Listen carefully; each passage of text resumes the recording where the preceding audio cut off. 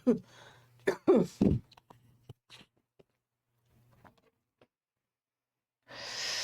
And welcome to all my champions. सारे champions को very very good morning. Good morning Sachin, Kaushal, Khushboo, Ayushi, Shalini, सारे champions को very very good morning. एक बार audio video बता देना। हाँ, ऑडियो वीडियो बता दीजिएगा। गुड मॉर्निंग सारे चैंपियंस को very very good morning. All okay है ना? चलो ऑल ओके है तो बिना टाइम वेस्ट किए हुए क्लास को स्टार्ट करते हैं। गुड मॉर्निंग सभी को, गुड मॉर्निंग। स्टिल वाला समझा दीजिए। स्टिल का एक मतलब है रुका हुआ, एक स्टिल का मतलब है अब तक। मैंने उसको इतना समझाया, स्टिल उसने मेरी बात नहीं मानी। मैंने उसको इतना समझाया फिर भी उसने मेरी बात नहीं मानी। तो एक स्टिल का मतलब फिर भी का सेंस जाता है। सारे चैंपियंस को वेरी वेरी गुड मॉर्निंग। चलो अब गुड मॉर्निंग हो गया।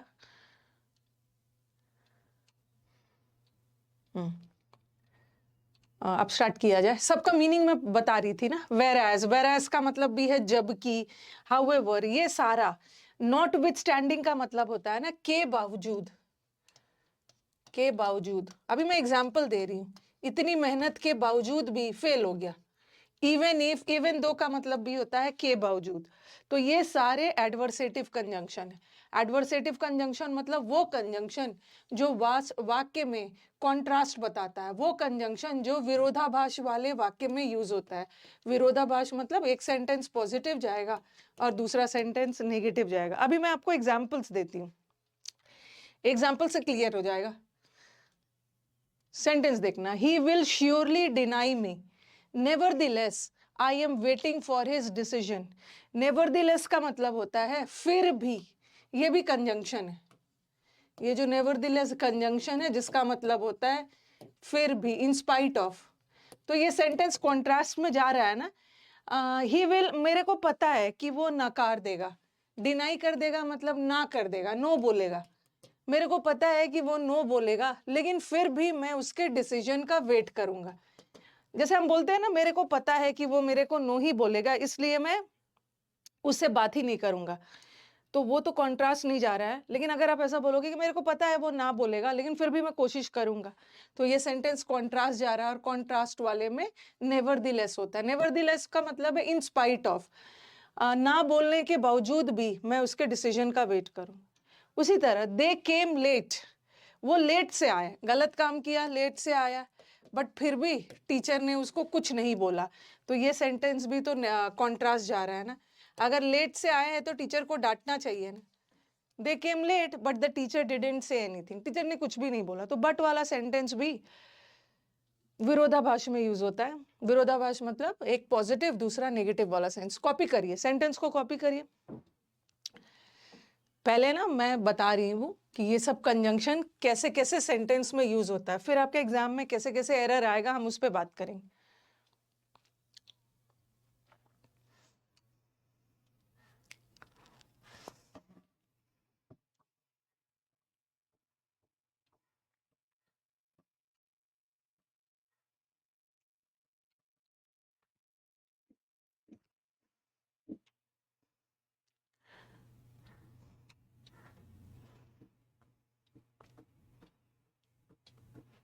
तो ये भी कंजंक्शन है, ठीक है, ये भी कंजंक्शन है, कॉन्ट्रास्ट में यूज हो रहा है।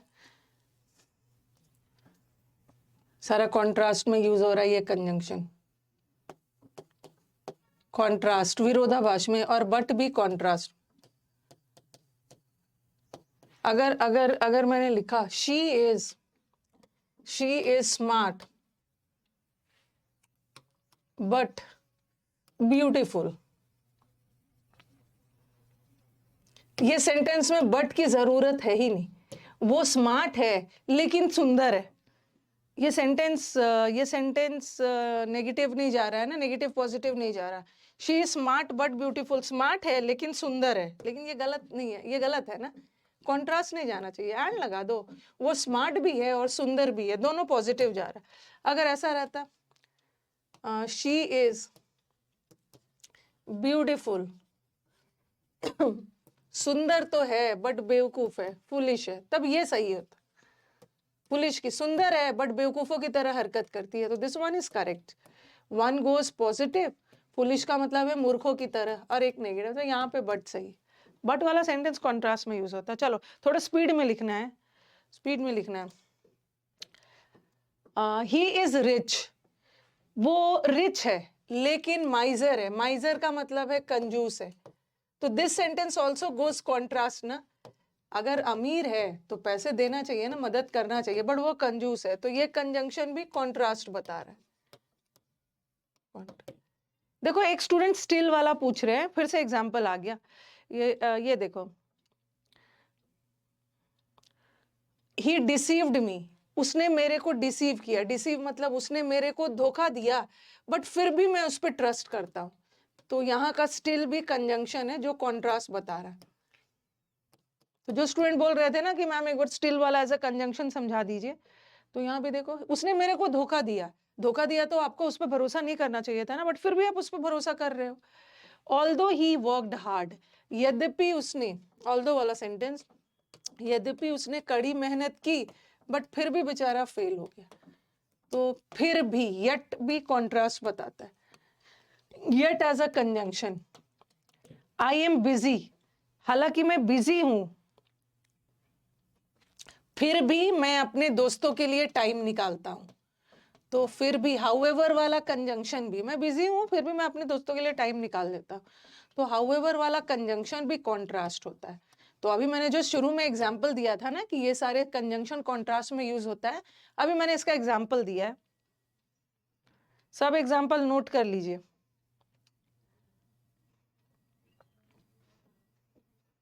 क्लास अगर ज्वाइन करने में दिक्कत हो रही थी तो बहुत सारे बच्चे एक साथ आते हैं, तो थोड़ा सा क्लास को क्विट करके फिर से रिज्वाइन करिए।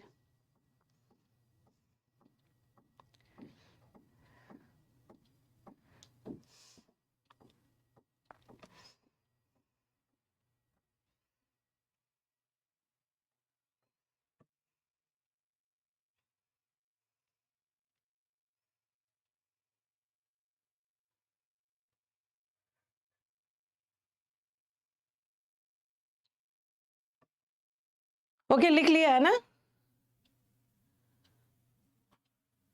थोड़ा सा स्पीड में लिखना है।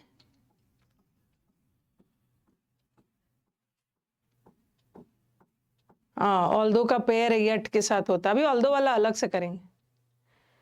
मैम सिक्स्थ वाला एक्सप्लेन कर दीजिए। सिक्स्थ वाला, मैं बिजी रहता हूँ, मैं बिजी रहता हूँ, अगर ऐसा रहता है ना, मैं बिजी रहता हूँ इसलिए मैं अपने दोस्तों के साथ टाइम नहीं बिता पाता हूँ, बट मैं यहाँ बिजी रहता हूँ फिर भी मैं अपने दोस्तों के लिए वक्त निकालता हूँ, तो ये भी तो कॉन्ट्रास्ट जा रहा, कॉन्ट्रास्ट जा रहा। अब आज और भी देती हूँ। The test was very difficult, nevertheless भी बहुत बार एग्जाम में आया। नेवरदिलेस का हिंदी होता है फिर भी। टेस्ट बड़ा डिफिकल्ट था फिर भी मेरे अच्छे नंबर आ गए, तो ये भी तो कॉन्ट्रास्ट। अगर ऐसा होता कि टेस्ट बहुत डिफिकल्ट था इसलिए मैं फेल हो गया, तो वहां पे नहीं लगता नेवरदिलेस, नेवरदिलेस कॉन्ट्रास्ट में लगता है। सबका मीनिंग एक ही है, सब कॉन्ट्रास्ट बता रहा है। ही लव्स राइटिंग, उसको राइटिंग का उल्टा क्या होता है? रीडिंग। उसको लिखना पसंद है जबकि उसके भाई को पढ़ना पसंद है। While I was working, while का एक मतलब मैंने कल दौरान भी बताया था, बट यहाँ दौरान का सेंस नहीं था। जबकि, जबकि मैं वर्क कर रहा था और वो सो रहा था। He is a fool, nonetheless, nonetheless, nevertheless, notwithstanding, सबका मतलब होता है फिर भी। ये तीन वर्ड याद रखना, एक होता है नन दी लेस, शुरू वाले स्लाइड में लिखा हुआ है, एक होता है नेवर, नेवर दी लेस, इसका मतलब है फिर भी। एक होता है not with standing, not with standing का मतलब भी होता है के बावजूद, फिर भी। ये तीनों कंजंक्शन कॉन्ट्रास्ट में यूज होते। वो बेवकूफ है फिर भी मैं उसे पसंद करता हूं, तो all these are conjunctions of contrast.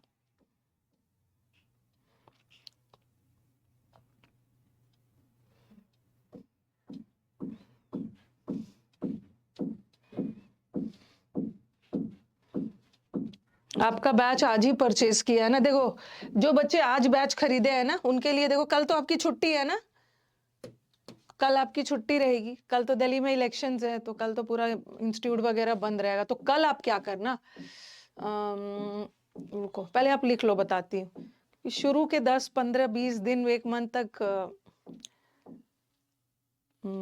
बच्चों को दिक्कत आती है। पहले आप इसको लिख लो फिर बताती हूँ।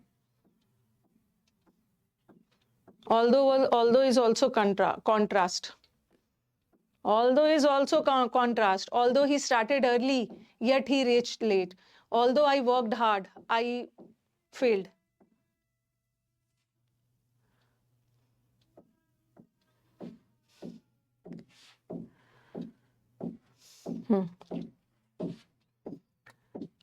जो बच्चे नए स्टूडेंट्स हैं ना, अब नए स्टूडेंट्स को ना पूरे डिटेल में बताने से बेटर है कि 31 जनवरी के क्लास में मैंने पूरा डिटेल में बताया हुआ है।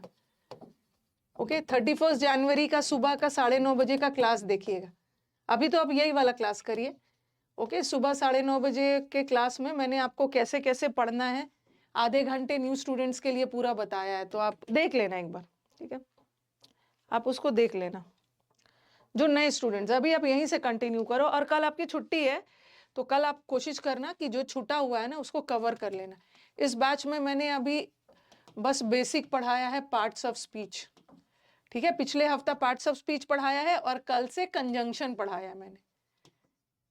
तो कोशिश करना 1-2 दिन में इसको कवर कर लेना और बाकी तो ये वाला लाइव नहीं छोड़ना, यहीं से कंटिन्यू करिए। चलो नेक्स्ट वाला, हाँ अब आ जाओ इवन दो। अभी बहुत सारे आपको एग्जाम्पल्स मिलने वाले। इवन दो और दो, दोनों का हिंदी, ये आपके स्टेनो एग्जाम में आया था। पहले तो ये सब कंजंक्शन को समझा दूं। एक होता है दो, एक होता है अकेला दो, एक होता है ऑल दो। दोनों का मतलब सेम है। दो की जगह ऑल्दो भी लगा सकते हैं और ऑल्दो की जगह दो भी लगा सकते हैं। दोनों का हिंदी होता है यद्यपि। अगर किसी बच्चे को यद्यपि नहीं समझ में आ रहा है, ऑल्दो उसने कड़ी मेहनत की, हालांकि उसने कड़ी मेहनत की फिर भी फेल हो गया, तो ये कॉन्ट्रास्ट में यूज होता है। ये तो कॉन्ट्रास्ट में यूज होता ही है। एक और वर्ड होता है इवन दो। इवन दो भी कॉन्ट्रास्ट में यूज होता है और इवन इफ भी कॉन्ट्रास्ट में यूज होता है। दोनों का मतलब है फिर भी, उसने कड़ी मेहनत की फिर भी फेल हो गया, दोनों कॉन्ट्रास्ट में यूज होता है। ये आपके स्टेनो एग्जाम में एक क्लोज टेस्ट आया था और ऑप्शन में दोनों आया था, ठीक है, ऑप्शन में दोनों आ गया था, इवन दो भी आ गया था, इवन इफ भी आ गया था, और दोनों तो कॉन्ट्रास्ट बता रहा है। तो बच्चों का कंफ्यूजन था, मैम कंफ्यूजन हो गया कि आखिर किसको चुने। तो जब भी इवन दो का मतलब है कि काम कंप्लीट हो चुका है, पहले आप लिखो, एग्जाम्पल से समझा दूंगी। इवन दो में एक्शन कंप्लीटेड है और इवन इफ में इनकम्प्लीट एक्शन है। पहले आप इसको लिखिए।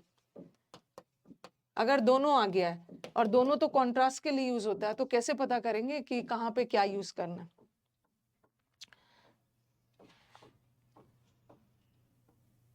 पार्ट ऑफ स्पीच का रिकॉर्डेड वीडियो क्यों नहीं मिलेगा? पार्ट ऑफ स्पीच का रिकॉर्डेड वीडियो वहीं पे है, इस बैच के पहला क्लास में पहला 4 रिकॉर्डेड है। कोई भी आपको बैच से रिलेटेड दिक्कत आ रही है, बैच रिकॉर्डेड और कहाँ क्या है, तो इस नंबर पे मैसेज करिए 9958358324, वो आपको गाइड कर देंगे। मैसेज डालिएगा।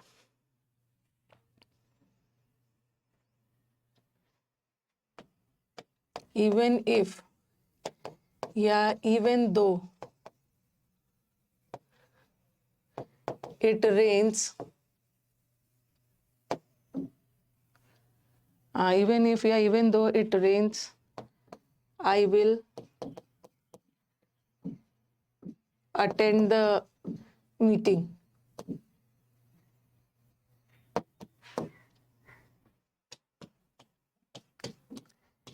इवन इफ दोनों कॉन्ट्रास्ट में यूज होता है, मैं बता रही हूं कैसे क्या यूज होगा। Even though it red, I attended the meeting. Copy करो दोनों सेंटेंस को।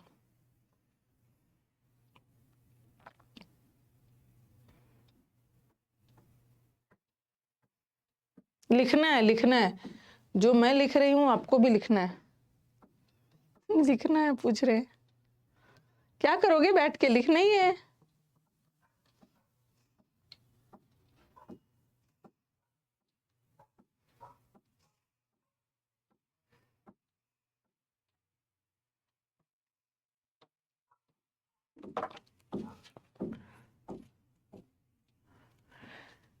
देखो इवन दो और इवन इफ दोनों तो विरोधाभास कॉन्ट्रास्ट सेंटेंस में यूज होता है, बट इवन दो में काम हो चुका है।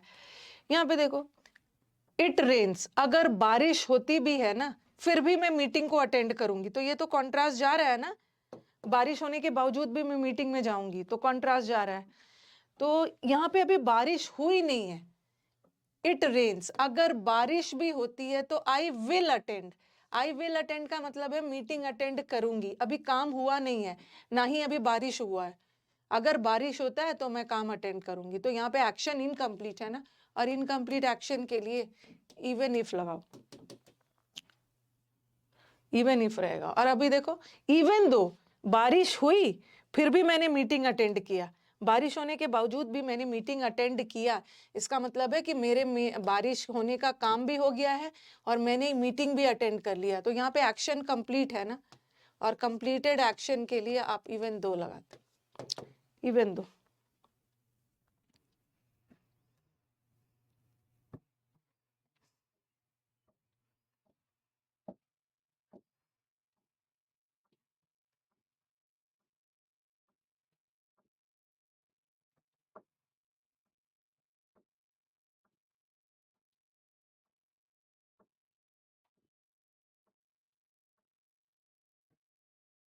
Okay done.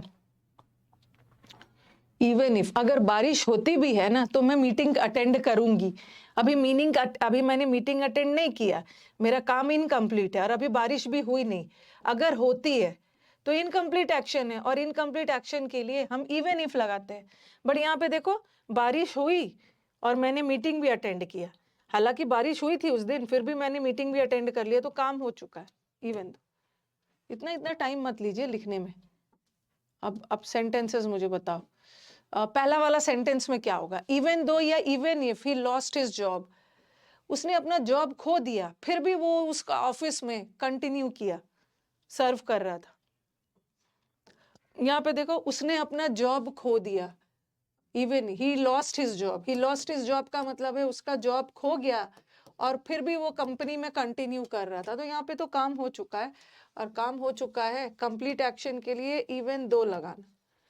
और यहाँ पे दो इवन इफ अगर मेरी जॉब चली भी जाती है ना तो आई विल कंटिन्यू, ये फ्यूचर है ना, मैं इस ऑफिस में कंटिन्यू करूंगा, अभी किया नहीं है, इनकम्प्लीट एक्शन है ना, उसका जॉब गया है ना अभी वो कंटिन्यू करेगा, अभी तो जॉब भी नहीं गया। अगर जॉब चला भी जाता है ना तो मैं ऐसा करूंगा, इनकम्प्लीट है, इनकम्प्लीट के लिए इवन इफ लगा।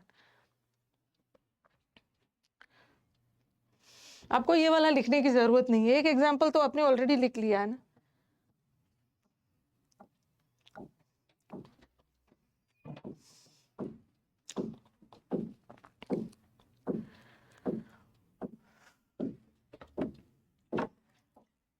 विकास आज के 1 बजे के बैच में टाइटल क्या डाला है आपने? Exporting error plus cloze test. नहीं ऐसा डालना बता रही हूँ, cloze test plus topic wise error, topic wise error और ब्रैकेट में वर्ब। मैंने इसे एक्सपोर्टिंग एरर ब्रैकेट में वर्ब कर दिया है। स्पॉटिंग टॉपिक वाइज डाल, पहले तो क्लोज टेस्ट है फिर डालना टॉपिक वाइज और ब्रैकेट में वर्ब। इवन दो, हाँ नेक्स्ट आ जाओ। हाँ अब जहां जहां से मैं नोट लिख रही हूँ ना, जहां जहां पे नोट लिख रही हूँ अब असली एरर वहीं से आएगा।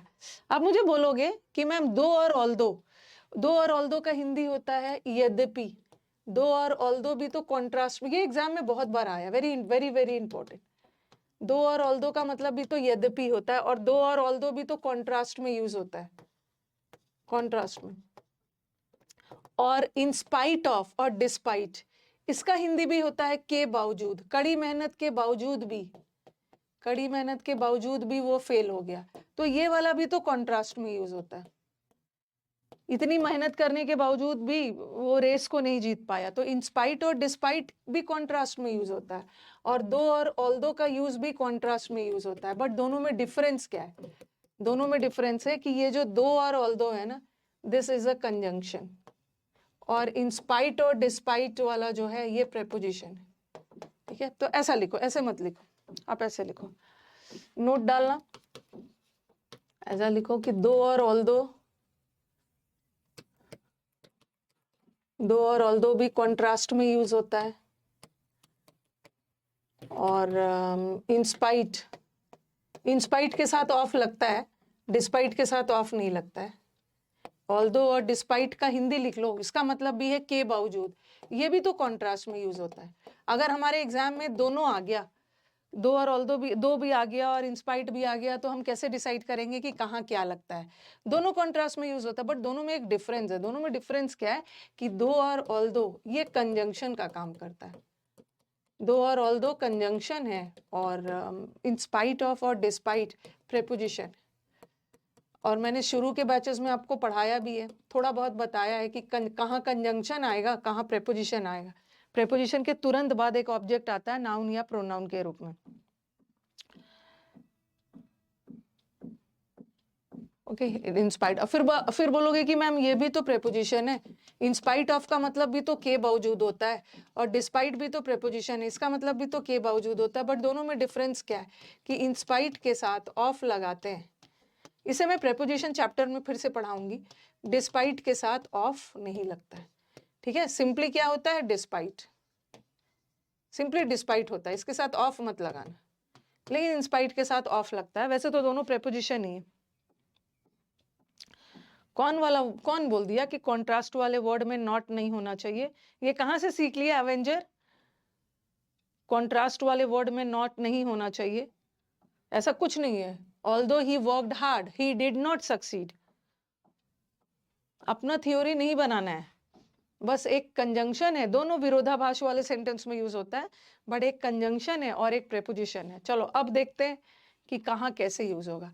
प्रेपोजिशन है मतलब प्रेपोजिशन अपने बाद एक ऑब्जेक्ट लेता है, ऑब्जेक्ट मतलब नाउन या प्रोनाउन, बट कंजंक्शन तो अपने बाद एक क्लॉज लेता है, सब्जेक्ट और एग्रीमेंट, सब्जेक्ट और वर्ब।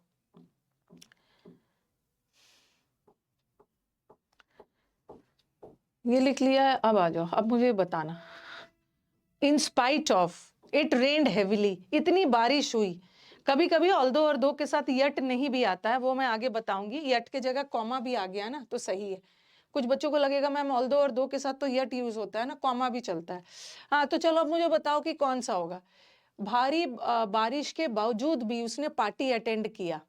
यद्यपि इतनी बारिश हुई फिर भी उसने पार्टी अटेंड किया। दिस सेंटेंस कॉन्ट्रास्ट है। इतना बारिश हुआ फिर भी वो पार्टी चला गया, कॉन्ट्रास्ट है। और कॉन्ट्रास्ट में ऑल्दो का भी यूज होता है, कॉन्ट्रास्ट में इन स्पाइट ऑफ का भी यूज होता है। दोनों तो कॉन्ट्रास्ट में यूज होता है, बट इन स्पाइट ऑफ एक प्रेपोजिशन है और ऑल्दो एक कंजंक्शन है। अब बताओ कि यहाँ क्या चाहिए, क्या चाहिए यहाँ पे? इन स्पाइट ऑफ के बाद सीधा एक ऑब्जेक्ट चाहिए, सीधा एक ऑब्जेक्ट चाहिए इन स्पाइट ऑफ के बाद।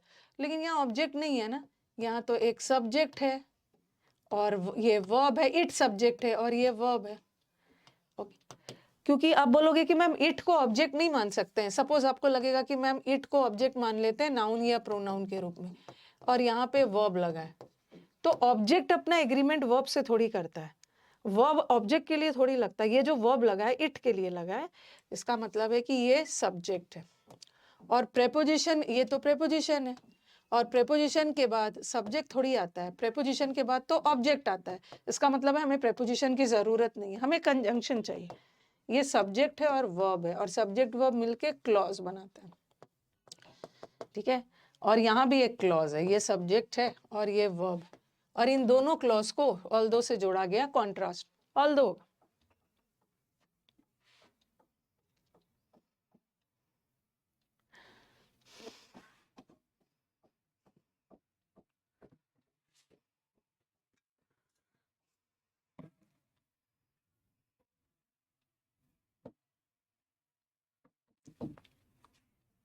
नेक्स्ट वाला,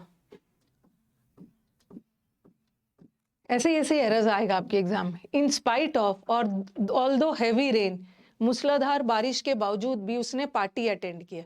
देखो यहाँ पे क्या था, यहाँ पे सब्जेक्ट था और एक वर्ब था, इसीलिए हमने कंजंक्शन लगाया। बट यहाँ पे है सब्जेक्ट वर्ब, ये तो सब्जेक्ट, यहाँ तो कॉमा है, सब्जेक्ट वर्ब तो बाद में आ रहा है। अब मुझे बताओ कि ये रेन क्या है, रेन का पार्ट ऑफ स्पीच बताना।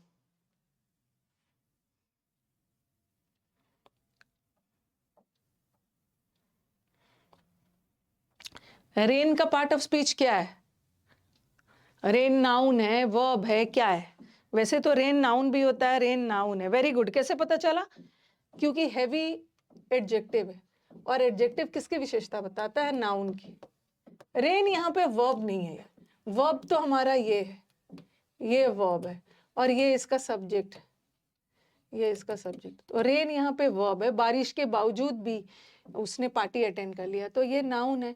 और यहाँ पर ये तो कंजंक्शन है, और कंजंक्शन के तुरंत बाद नाउन तो आएगा नहीं, बट प्रेपोजिशन के बाद नाउन आ सकता है ना, इन स्पाइट ऑफ हैवी।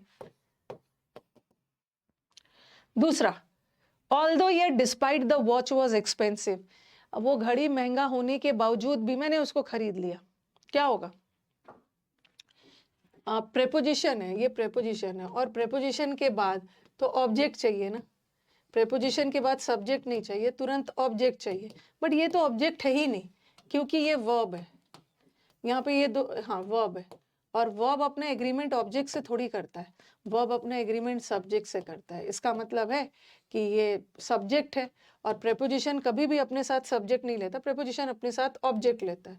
तो हम कंजंक्शन लगाएंगे, प्रेपोजिशन नहीं लगाएंगे, ठीक है। ऑल्दो द वॉच, ये देखो सब्जेक्ट वर्ब मिलके क्लॉज बना रहा है, और क्लॉज के साथ प्रेपोजिशन नहीं आता है, क्लॉज के साथ कंजंक्शन आता है। We went out in spite और डिस्पाइट द रेन, देखो यहाँ पे तो दोनों सही है, ठीक है, यहाँ पे दोनों सही है। इतनी बार द रेन द लगा है, नाउन है, और नाउन के साथ तो हम प्रेपोजिशन लगाते हैं, तो प्रेपोजिशन भी यही है और ये भी प्रेपोजिशन ही है, तो दोनों करेक्ट। एग्जाम में हो सकता है ना, ऐसा करते, एग्जाम में हो सकता है कि इन स्पाइट ऑफ, एक ऑप्शन में इन स्पाइट ऑफ लगा देते, और एक ऑप्शन में, यहाँ तो दोनों करेक्ट हो गया, डिस्पाइट ऑफ लगा देते। तब आप किसको चुनते?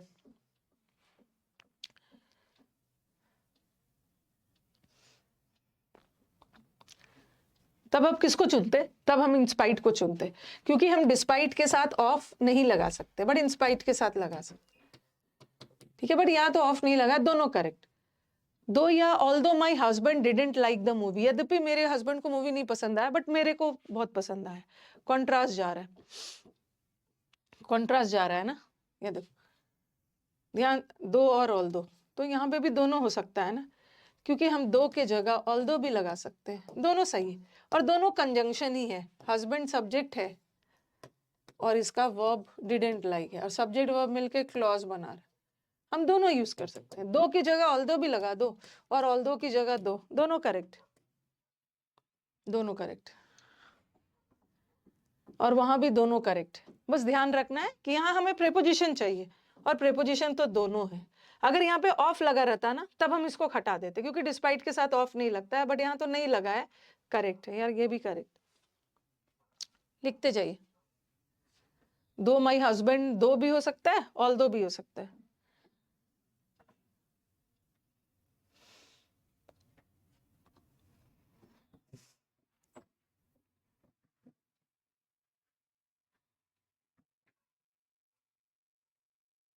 और नेगेटिव का मतलब समझ जाओ, जैसे मैंने लिखा ना, नॉट सक्सीडेड, नॉट सक्सीडेड भी नेगेटिव है, और नॉट सक्सीडेड की जगह फेल्ड लिख दिया, तो ये भी तो नेगेटिव सेंस ही जा रहा है। ही डिड नॉट सक्सीड, ये भी नेगेटिव है, ये फेल्ड।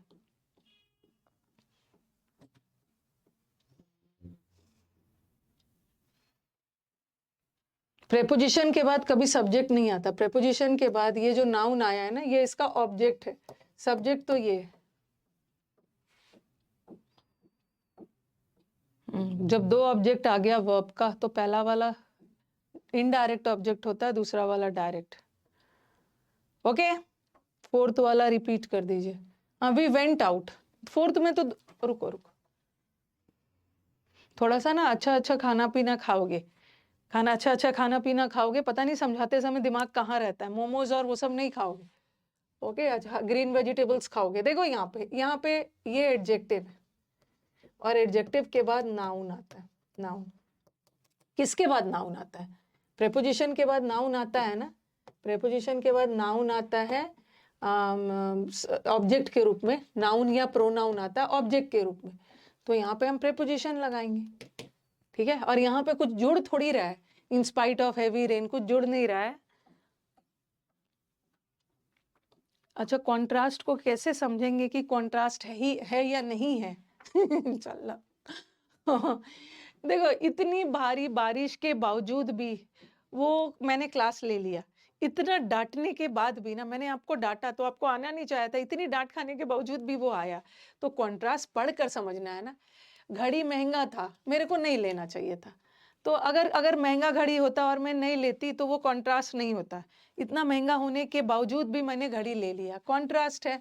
बारिश के बावजूद भी मैं बाहर गई, मेरे हस्बैंड को मूवी पसंद नहीं आया बट मेरे को पसंद आया, तो दो ऑपोजिट विचार एक्सप्रेस हो रहे हैं ना, तो उसी को कॉन्ट्रास्ट बोलते हैं। और यहाँ पे देखो रेन नाउन है, नाउन, ठीक है। किसके बाद नाउन चाहिए? प्रेपोजिशन के बाद, तो प्रेपोजिशन तो ये भी है, प्रेपोजिशन ये भी है, और प्रेपोजिशन के बाद नाउन के रूप में, ऑब्जेक्ट के रूप में एक नाउन आता है, तो ये प्रेपोजिशन का ऑब्जेक्ट है। ये भी तो प्रेपोजिशन है, प्रेपोजिशन के बाद ऑब्जेक्ट आता है। सब्जेक्ट तो हमारा ये है, वर्ब तो हमारा ये है, हमें सब्जेक्ट वर्ब मिल गया, ये इसका ऑब्जेक्ट।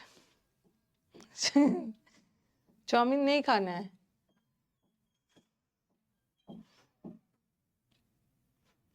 चाउमीन खाना है ना, तो आप वो वाला चाउमीन खाओगे, मिलेट वाला खाना, रागी और मिलेट का चाउमीन खाना, बाजरा ज्वार वाला चाउमीन खाओगे सब।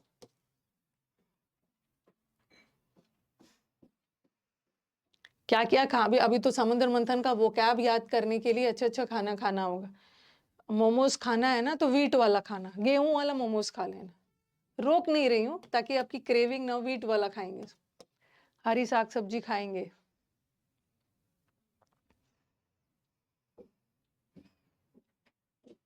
डिस्पाइट और इंस्पाइट क्या होता है हिंदी में बता दीजिए, इतनी देर से क्या बोल रही हूँ, इसीलिए पीटने का मन हो रहा है ना। हिंदी में बता दीजिए ये क्या लिखा है मैंने, ये बावजूद, ये क्या लिखा था मैंने? डिस्पाइट और इंस्पाइट हिंदी में बता दीजिए, ये कौन सा भाषा लग रहा है? बांग्ला लग रहा है डिस्पाइट और इंस्पाइट? हिंदी में बता दीजिए। कुछ बोलेंगे मैम आप तो कुछ ज्यादा ही हिंदी यूज करते हो, और कुछ को लग रहा है कि मैं तो सब लिख रही हूँ, के बावजूद लिखा है ना, भारी बारिश के बावजूद। गांव का देसी खाना बहुत टेस्टी होता, पता है मुझे। फोर्थ में दोनों का यूज हो सकता है, दोनों का यूज हो सकता है, ठीक है। बट अगर डिस्पाइट के साथ ऑफ लगा होता ना, तब हम ये यूज नहीं करते। ऐसे ऐसे ऐसे ध्यान से चीजों को नहीं सुनोगे, इसका मतलब है कि क्लास करते समय आपका 2-3 ऐप और खुला है, इतना धीरे धीरे बार बार करोगे तो बैच कैसे आगे बढ़ेगा, कैसे बढ़ेगा आगे?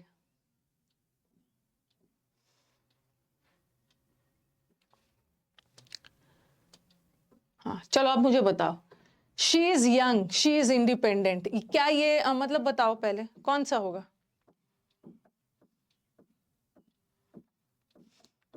नो मैम लेट आया था इसलिए नहीं आ रहा है, तो ये मेरी गलती है? वाह बड़ी स्मार्ट बच्चा है ये तो। मैं लेट आया था इसीलिए मेरे को नहीं समझ में आ रहा है, मैं लेट आया था, आप इसका खामियाजा भुगतिए, आप मेरे को फिर से समझाइए। शी इज यंग, इतनी यंग है, इतनी कम उम्र के लिए है, फिर भी वो इंडिपेंडेंट है। इंडिपेंडेंट जैसे बोलते हैं ना, अरे इतनी छोटी है बट फिर भी वो किसी की मदद नहीं लेती है, अपने पैरों पे खड़ी है, तो कॉन्ट्रास्ट जा रहा है ना। कॉन्ट्रास्ट में बाकी कोई, ये सब कंजंक्शन भी मैं अलग अलग आपको बताऊंगी। ये कंजंक्शन अभी पढ़ाया नहीं है, ये कंजंक्शन कारण बताता है। वेदर वाला कंजंक्शन ना डाउट बताता है, अनलेस वाला कंजंक्शन कंडीशन बताता है, ये सब मैं अभी सब पढ़ाऊंगी। तो यहाँ तो वो नहीं जा रहा ना, इतने कम होने के बावजूद भी, इतने कम उम्र में होने के बावजूद भी वो इंडिपेंडेंट, तो ये कॉन्ट्रास्ट जा रहा है, और कॉन्ट्रास्ट में हमें ऑल्दो लगाना, ऑल्दो शी इज यंग, यद्यपि इतने कम उम्र की है बट फिर भी शी इज वेरी इंडिपेंडेंट। बोलते हैं ना अभी कम उम्र की है तो अभी उसको सहारे की जरूरत है, डिपेंडेंट है, लेकिन अब ये तो इंडिपेंडेंट है। शी इज इंडस्ट्रियस, इंडस्ट्रियस का मतलब होता है मेहनती, हार्ड वर्किंग, हार्ड वर्किंग है। She is industrious, dash is not recognised in her field, मेहनती होने के बावजूद भी ना उसको अपने क्षेत्र में रिकग्निशन नहीं मिला है। रिकग्निशन नहीं मिला है मतलब लोग उसको बहुत ज्यादा पहचानते नहीं है। तो ये भी तो सेंटेंस कॉन्ट्रास्ट जा रहा है ना, और कॉन्ट्रास्ट में भी यट का यूज होता है। ये सब याद रखना है, ये सब क्लोज टेस्ट में भी बहुत हेल्प करने वाला। Dash he had visited the place a few times, वो उस जगह पे बहुत बार गया है बट फिर भी उसको लौटने का रास्ता नहीं मिल रहा था। क्या होगा? कॉन्ट्रास्ट में क्या बताता है? दो भी कॉन्ट्रास्ट बताता है, हेंस तो अभी नहीं बताया मैंने। ओके, कॉन्ट्रास्ट और इवन इफ भी कॉन्ट्रास्ट बताता है, दोनों कॉन्ट्रास्ट बताता है, और यहाँ पे कॉन्ट्रास्ट ही चाहिए। उस जगह पे वो कई बार गया है फिर भी उसको रास्ता, लौटने का रास्ता नहीं मिल रहा था। अगर आप किसी जगह पे गए हो तो आपको तो रास्ता पता होना चाहिए ना, बट फिर भी इतनी बार जाने के बावजूद भी उसको नहीं पता चल रहा था, तो ये कॉन्ट्रास्ट है। और कॉन्ट्रास्ट में तो दोनों यूज होता है, तो चलो बताओ। इवन इफ क्यों नहीं होगा? क्योंकि इवन इफ भी कॉन्ट्रास्ट बताता है बट इवन इफ में एक्शन इनकम्प्लीट है, इनकम्प्लीट एक्शन के लिए है, बट यहाँ पे इनकम्प्लीट एक्शन नहीं है ना, वो तो ऑलरेडी उस जगह पे बहुत बार जा चुका था, तो एक्शन कंप्लीट है, तो हम 2 लगाएं, काम हो गया है। चलिए इसको कॉपी कर लीजिए, ये तो कॉन्ट्रास्ट वाला था जिसमें आपने पूरा टाइम दिया है, कॉन्ट्रास्ट वाला कंजंक्शन। हाँ,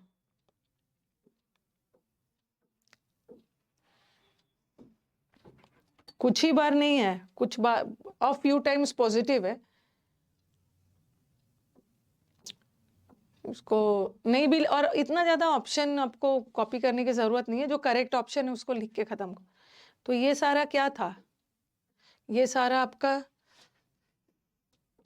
लिखो, करो करो आराम से कॉपी करिए, उसके बाद धीरे धीरे ना आपकी हैबिट हो जाएगी, थोड़ा आपका स्पीड बढ़ जाएगा। इवन दो होता ना तैश, तो हो सकता था, वो भी आंसर हो सकता था, इवन दो होता तो वो भी आंसर हो सकता, बट नहीं था ना।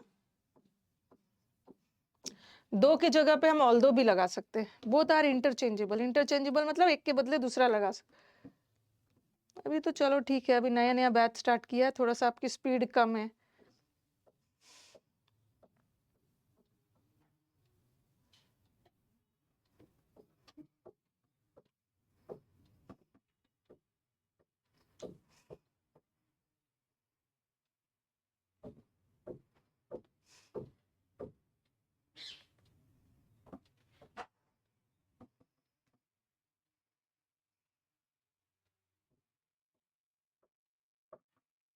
लिख लिया?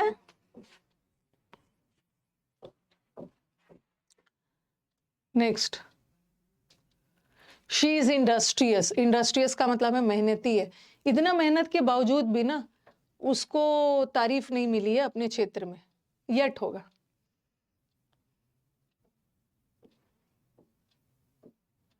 इंस्पाइट और डिस्पाइट दोनों में क्या डिफरेंस है?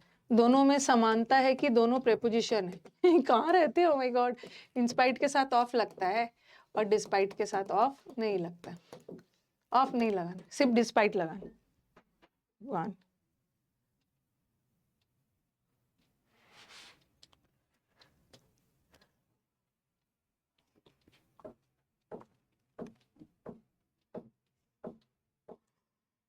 सब ग्रेजुएट्स हो, सब ग्रोन अप हो। चलो ये भी हो गया 2, यद्यपि वो वहां पे बहुत बार गया है फिर भी उसको दिक्कत हो रही थी। ये अभी तक हमने क्या पढ़ा? ठीक है, एरर्स वाला तो मैं लास्ट में आपको प्रैक्टिस शीट दूंगी, उसमें करना। अभी हमने क्या पढ़ा है? एरर, कंजंक्शंस ऑफ कॉन्ट्रास्ट, वो कंजंक्शन जो विरोधाभास वाले सेंटेंस में यूज होता है। ठीक है, ये हो गया। अब आ जाओ, अब हम पढ़ेंगे वो कंजंक्शन, ये तो इजी है, इसमें ज्यादा कुछ नहीं करना है। वो कंजंक्शन जो, सॉरी, वो कंजंक्शन जो कारण बताता है, ठीक है। अभी कॉन्ट्रास्ट वाला किया, अब हमने कारण बताने वाला कंजंक्शन किया। और कारण बताने वाले कंजंक्शन में ना आप एक चीज और नोट करोगे, फॉर भी लगाओगे, वो कंजंक्शन जो कारण बताता है, ठीक है।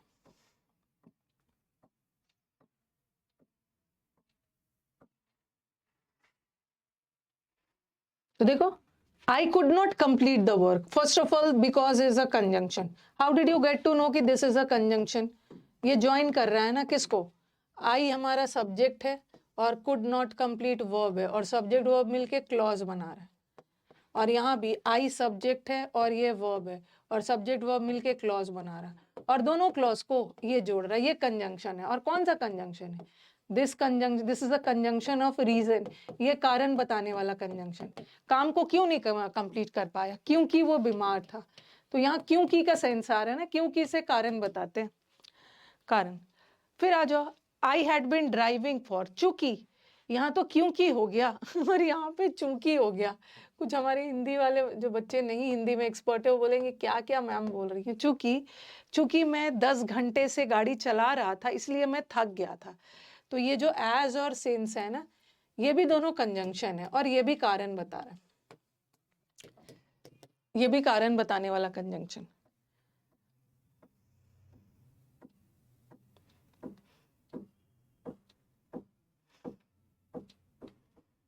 कोई दिक्कत नहीं है, जो स्टूडेंट्स वर्किंग है, आप रिकॉर्डिंग भी देखोगे, कोई दिक्कत नहीं है। रिकॉर्डिंग में तो और आपका टाइम बच जाता है, रिकॉर्डिंग में स्पीड बढ़ा के देख लेना।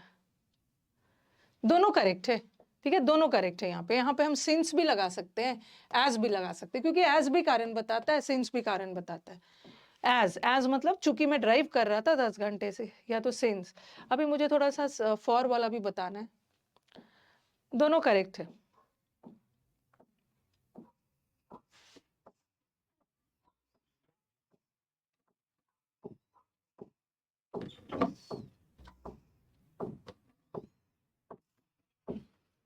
लिख लिया, जैसे हो जाएगा बस मुझे ओके बोलना, मैं स्लाइड बदल दूंगी। हाँ, अब और भी बहुत सारा चीज बताना। आप बोलोगे कि मैम एज तो कंजंक्शन है, एज और बिकॉज, एज और बिकॉज जो है ये कंजंक्शन है, ठीक है, और ये कारण बता रहा है, रीजन बताने वाला कंजंक्शन।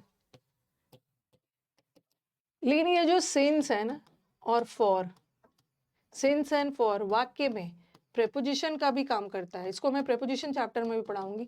और एक सिंस एंड फॉर कंजंक्शन का भी काम करता है। तो how will you get to know कि whether that particular word is a conjunction और a preposition? In order to decide the part of speech of a particular word, you have to see the usage of that word in the sentence. आपको देखना है ना कि उस word को sentence में किस तरह से यूज किया गया है, प्रेपोजिशन के तौर पे या कंजंक्शन के तौर पे। और बता रही हूँ, वो तो सेंटेंस देख के ही पता चलता है ना। जैसे मैंने लिखा he has been working, he has been working since Monday, Monday से काम कर रहे हैं।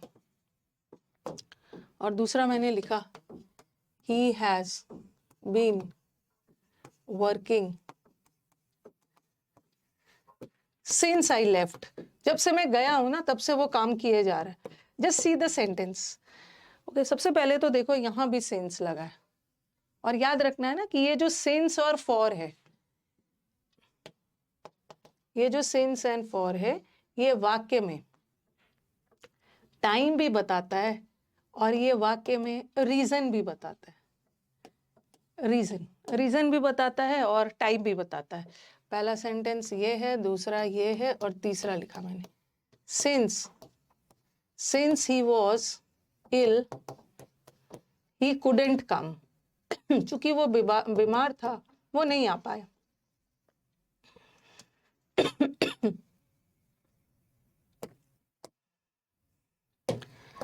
पहले मुझे बताओ कि ऊपर वाला सेंस क्या बता रहा है? वो मंडे से बीमार है। कब से बीमार है? मंडे से। तो यहाँ टाइम बता रहा है। He has been working since I left, जब से मैं गया हूं ना तब से वो काम किए जा रहा है। तो मैं एक फिक्स वर्ड, फिक्स टाइम पे वहां से निकला हूँगा और तब से लेकर वो काम कर रहा है। तो सिंस टाइम भी बताता है और नीचे देखो सिंस वो बीमार था, यहाँ पे टाइम नहीं बता रहा, कारण बता रहा। सिंस वो बीमार था इसलिए वो काम को मतलब वो नहीं आ पाया। तो since is a word that can denote time, it can also denote reason. Depending upon the sentence you have to decide whether that particular since and for is denoting time or reason. Sentence के according आपको करना है। अब मुझे बताओ कि पहला वाला since का पार्ट ऑफ स्पीच क्या है, क्योंकि ये preposition भी होता है और कंजंक्शन भी होता है। क्या लग रहा है आपको, क्या है? क्या पहला वाला पार्ट में since किसी को जोड़ रहा है? since किसी को, देखो यहाँ पे हमारे पास सब्जेक्ट है और ये पूरा वर्ब है और सब्जेक्ट वर्ब मिलके क्लॉज बनाएगा। और कंजंक्शन तो बहुत वफादार टॉपिक है, और मंडे तो सिर्फ एक वर्ड है और कंजंक्शन तो बहुत वफादार है। ऐसा थोड़ी है कि कंजंक्शन क्लॉज को वर्ड से जोड़ता है, कंजंक्शन वर्ड को वर्ड से जोड़ता है, क्लॉज को क्लॉज से जोड़ता है, फ्रेज को फ्रेज से जोड़ता है। तो इसका मतलब है कि ये कंजंक्शन नहीं है, क्योंकि ये सेम क्लॉज और फ्रेज को नहीं जोड़ रहा है। तो ये कंजंक्शन नहीं है, ये प्रेपोजिशन है। ये वाला सेंस जो है ना प्रेपोजिशन है। और प्रेपोजिशन के बाद क्या आता है? एक ऑब्जेक्ट आता है। किस रूप में? नाउन के रूप में। तो मंडे भी नाउन है। मंडे एक दिन का नाम है, किसी दिन का नाम, किसी वस्तु का नाम, किसी व्यक्ति का नाम तो नाउन ही होता है। नेक्स्ट वाला, अब बताओ कि क्या ये प्रेपोजिशन हो सकता है, क्योंकि आई वाक्य का सब्जेक्ट है और लेफ्ट वर्ब है। क्योंकि लेफ्ट वर्ब है और वर्ब ने अपना एग्रीमेंट सब्जेक्ट से किया है, तो यहाँ का सेंस तो प्रेपोजिशन था, बट यहाँ सेंस प्रेपोजिशन नहीं हो सकता है, क्योंकि प्रेपोजिशन के बाद कभी भी आई नहीं आएगा।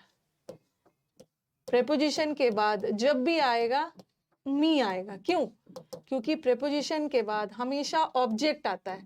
तो आई तो सब्जेक्ट होता है, आई का ऑब्जेक्ट मी बनता है। आई मतलब मैं और मी मतलब मुझे। तो मैं इसको प्रेपोजिशन मान ही नहीं सकती, क्योंकि प्रेपोजिशन के बाद कभी भी ऑब्जेक्ट नहीं मतलब ऑब्जेक्ट आता है, सब्जेक्ट नहीं आता है। तो यहाँ का सेंस कंजंक्शन। और देखो सब्जेक्ट वर्ब मिलके क्लॉज, और यहाँ भी सब्जेक्ट और वर्ब मिलके क्लॉज, और दोनों क्लॉज को ये सेंस जोड़। और यहाँ भी सेंस वही है, प्रेपोजिशन नहीं है। क्योंकि प्रेपोजिशन होता ना तो प्रेपोजिशन के बाद ही नहीं आता है, प्रेपोजिशन के बाद हिम आता है। और ये वर्ब है, वर्ब है, और वर्ब ने अपना एग्रीमेंट ऑब्जेक्ट से थोड़ी किया है, वर्ब ने अपना एग्रीमेंट सब्जेक्ट से किया है। और प्रेपोजिशन के बाद सब्जेक्ट नहीं आएगा, प्रेपोजिशन के बाद ऑब्जेक्ट आता है। तो यहाँ का सेंस भी कंजंक्शन ही है। सब्जेक्ट वर्ब मिलके क्लॉज, और यहाँ भी सब्जेक्ट और वर्ब मिलके क्लॉज। तो ये जो सिंस एंड फॉर है ना, ये कंजंक्शन का भी काम कर सकता है, ये प्रेपोजिशन का भी काम कर सकता है। वो तो सेंटेंस देख के आपको डिसाइड करना है, सेंटेंस देख के आपको डिसाइड करना है कहाँ प्रेपोजिशन है और कहाँ कंजंक्शन है। प्रेपोजिशन, पहला वाला प्रेपोजिशन, दूसरा कंजंक्शन, तीसरा वाला अगेन कंजंक्शन। अब फॉर वाला भी बता देती हूँ। लाइफ में ना इंग्लिश एक ही बार पढ़ना है, बार बार नहीं। ओके, बार बार नहीं पढ़ना है। 10 टीचर से प्रैक्टिस करो, बट पढ़ो एक ही टीचर से। ऐसा पढ़ के जाओ ना कि आप सामने वाले को जाके समझा सको लॉजिक के साथ। वो पूछेगा कि प्रेपोजिशन है तो क्यों है, आप बता देना कि यहाँ तो कोई चीज को जोड़ नहीं रहा है, बट यहाँ तो क्लॉज को क्लॉज से जोड़ रहा है, यहाँ भी क्लॉज को क्लॉज से जोड़ रहा है। 5 टीचर से पढ़ना नहीं है, 5 टीचर से प्रैक्टिस कर सकते हैं। यूट्यूब पे पैसा वेस्ट नहीं करना, पढ़ना एक ही टीचर से। अब आ जाओ फॉर। जैसे he has been absent for a week, एक हफ्ते से एब्सेंट। फॉर कारण भी बताता है। इस बात को बच्चे समझ नहीं पाते और ऑप्शन से फॉर को ही हटा देते हैं। He couldn't come for he was ill. ठीक है, फॉर भी कारण नहीं बता। यहाँ फॉर किस सेंस में दे रहा है? सिंस और सिंस के सेंस में। वो नहीं आ पाया चूंकि वो बीमार था। तो यहाँ ना फॉर जो है सिंस का सेंस दे रहा है, यहाँ का फॉर कारण बता रहा है, क्योंकि वो बीमार था इसलिए नहीं आ पाया। और यहाँ का फॉर टाइम बता रहा है, एक हफ्ते से बीमार है। ठीक है, he has been absent for a time. और यहाँ का फॉर इज अ प्रेपोजिशन, क्योंकि अ वीक नाउन है। ठीक है, नाउन है। और ये देखो ये सब्जेक्ट है और ये वर्ब, एब्सेंट तो एडजेक्टिव है, ये वर्ब है। और सब्जेक्ट वर्ब मिलके क्या बना रहा है? क्लॉज। और क्लॉज जोड़ेगा तो क्लॉज को ही जोड़ेगा ना, इसका मतलब ये कंजंक्शन नहीं है, ये प्रेपोजिशन है। और प्रेपोजिशन के बाद एक ऑब्जेक्ट आता है नाउन या प्रोनाउन के रूप में, बट ये वाला, ये तो सब्जेक्ट है और ये तो वर्ब है। और प्रेपोजिशन के बाद कभी सब्जेक्ट नहीं आता, प्रेपोजिशन के बाद ऑब्जेक्ट आता है। इसका मतलब ये प्रेपोजिशन नहीं है, कंजंक्शन।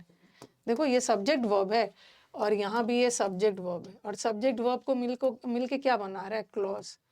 इसीलिए मैं बोलती हूँ ना, शुरू के क्लासेस अटेंड करिए। अभी तक आपको खुद फील हो रहा होगा कि ये सब पढ़ने के पहले ना पहला क्लास कंजंक्शन का फ्रेज क्लॉज देखना बहुत जरूरी है। जब तक फ्रेज क्लॉज नहीं देखेंगे कैसे समझ में आएगा। तो दोनों बताता है ये।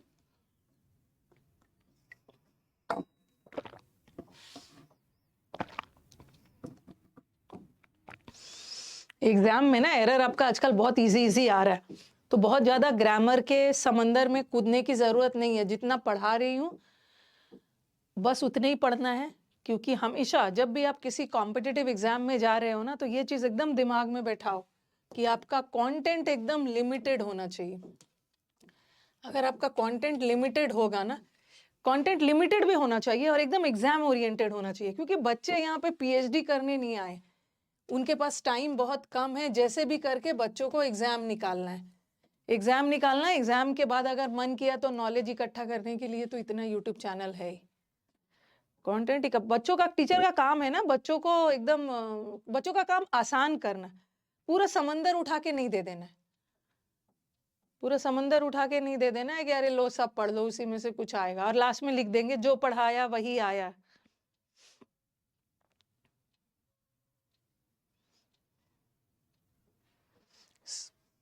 सेकंड वाला में सिंस भी लगा सकते हो, सिंस भी कारण बताता है, फॉर भी कारण बताता।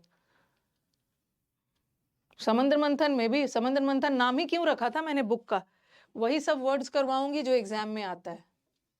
ऐसा थोड़ी है कि पूरा उसको समंदर दे दो। कुछ बच्चों को ना, कुछ बच्चों को लगता है कि टीचर एक टॉपिक को, अगर वो सबसे गलत चीज होता है, अभी आप लोगों को रियलाइज नहीं होगा, जब 2-3 साल सिलेक्शन नहीं होता है ना तब रियलाइज होता है। ये जो नाउन वाला जो चैप्टर है ना, ये नाउन चैप्टर है, आराम से 4, अच्छा ठीक है चलो धीरे भी पढ़ाए, आराम से 4 से 5 क्लासेस में कंप्लीट हो जाएगा, आराम से।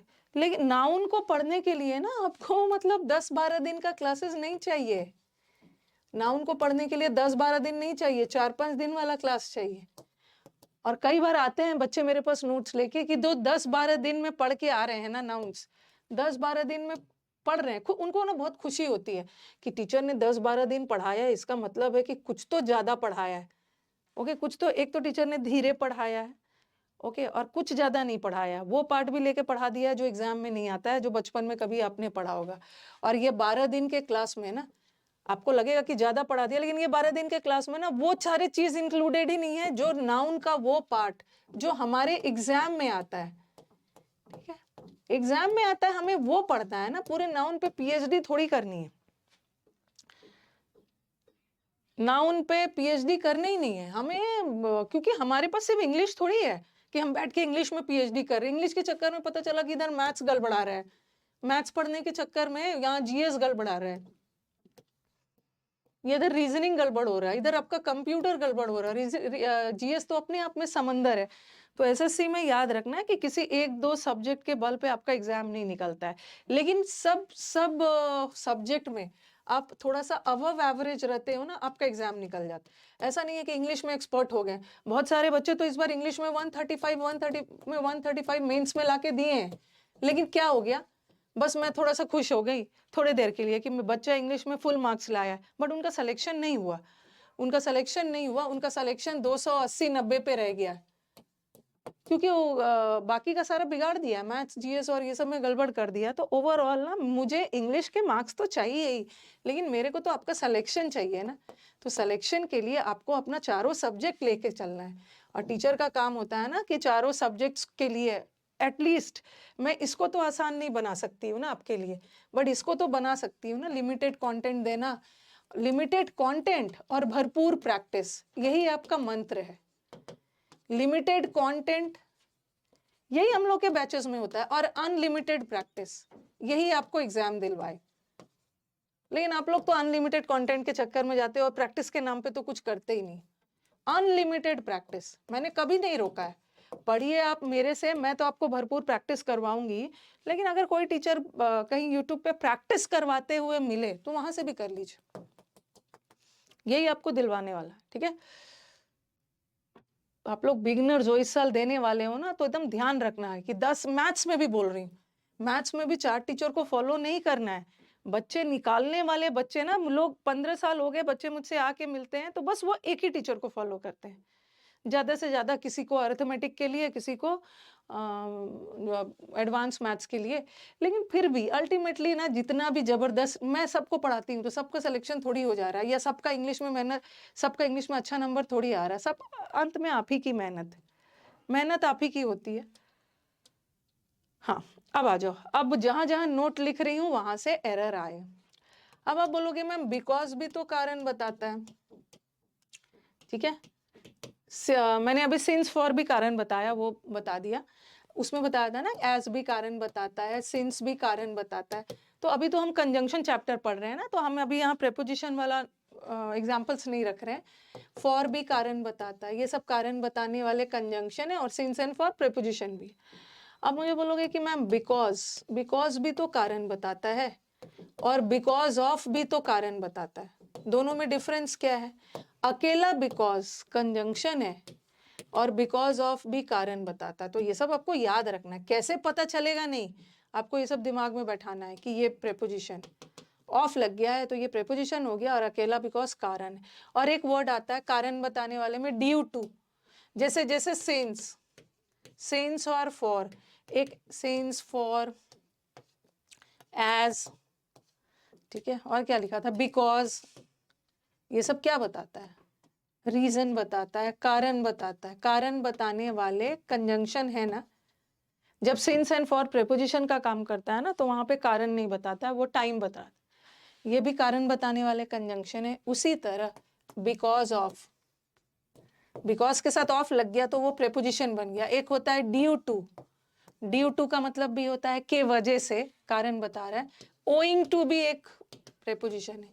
ये सब भी कारण बता रहा है, ये सब भी कारण बता रहा है। टू लगा है, यहाँ भी टू लगा है, यहाँ ऑफ लगा, तो ये सब कारण बताने वाले प्रेपोजिशन।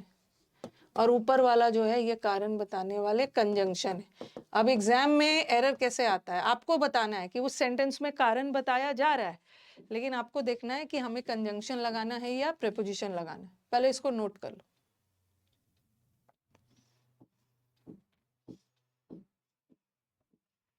अरे मैंने आपकी गोल्डन रूल 2.0 देखा है, वो गोल्डन नहीं है।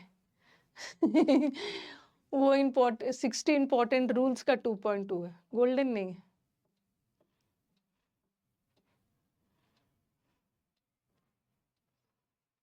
टाइम।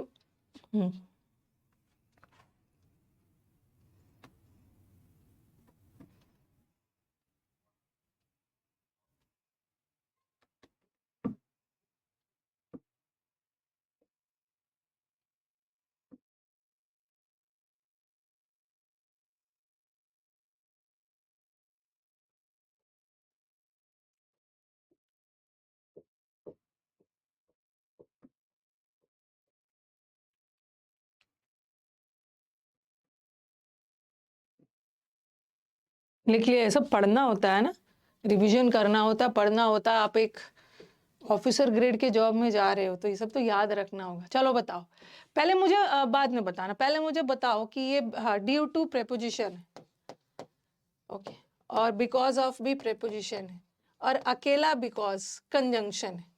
आपको सेंटेंस देख के डिसाइड करना है कि मेरे को प्रेपोजिशन चाहिए या मेरे को कंजंक्शन चाहिए। स्टेनो में सिलेक्शन ही है इंग्लिश की वजह से, सीपीओ का सिलेक्शन ही है इंग्लिश की वजह से। हमें यहाँ पे क्या चाहिए? हमें यहाँ पे ये देखो, आई, ये वॉज है, और वर्ब ने अपने एग्रीमेंट सब्जेक्ट से किया है, और ये सारा तो प्रेपोजिशन है। प्रेपोजिशन के बाद ऑब्जेक्ट चाहिए, ठीक है। बिकॉज, जैसे अगर ऐसा रहता है ना, बिकॉज ऑफ मी, मेरी वजह से हम लोग, because of me he lost the match, मेरी वजह से वो मैच हार गया। तो बिकॉज ऑफ के साथ मी आना चाहिए, क्योंकि बिकॉज ऑफ प्रेपोजिशन है, प्रेपोजिशन के बाद ऑब्जेक्ट आएगा, ये तो सब्जेक्ट है। तो ये तो ऑब्जेक्ट नहीं है ना, तो हमें तो प्रेपोजिशन चाहिए ही नहीं, ये दोनों हमें बिकॉज। और बच्चे बोल रहे थे मैम क्या बिकॉज से वाक्य शुरू हो सकता है? बिल्कुल हो सकता है। बिकॉज हमारे सेंटेंस के स्टार्टिंग में भी लग सकता है और बिकॉज बीच में भी लग सकता है। जैसे स्टार्टिंग में भी लग सकता है, because I was ill for several days, चूंकि मैं बहुत दिनों तक बीमार था, आई लॉस्ट माई जॉब। मैं बिकॉज को बीच में भी डाल सकती हूँ, I lost my job because I was ill for several days. तो बिकॉज शुरू बीच कहीं भी आ सकता है।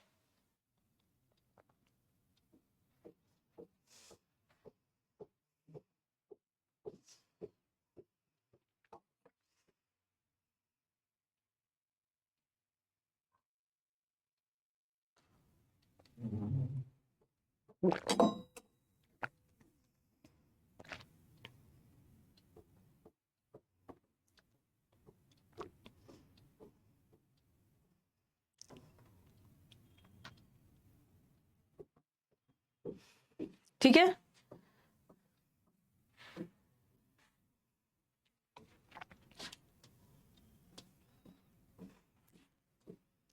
इट इज रेनिंग अगेन, फिर से बारिश हो रही है। अरे ये तो अभी मैंने खैर आपको पढ़ाया नहीं है, ये मैंने आपको पढ़ाया नहीं है, बट फिर भी बता दो, फिर भी बता दो। इट इज रेनिंग अगेन, फिर से बारिश हो रही है, इसलिए हमें अपने पिकनिक को कैंसिल करना होगा। इसलिए, इसलिए हम कब यूज करते हैं? जब हम किसी नतीजे पे पहुंचते हैं। ठीक है, नतीजे पे पहुंचते हैं ना, तो यहाँ तो कारण नहीं बताया जा रहा है ना। अगर कारण बताया जाता तो हम सिंस भी यूज कर सकते थे। ये वाला अभी मैंने आपको पढ़ाया नहीं है, सो लगाना, इसको पढ़ाऊंगी मैं, सो लगा देना। यहाँ पे वी आर नॉट, कारण नहीं बता रहे। सो करेक्ट, गलती से आ गया ये। I decided to take a break, मैंने डिसाइड किया कि चलो मैं ब्रेक लेता हूं। क्यों?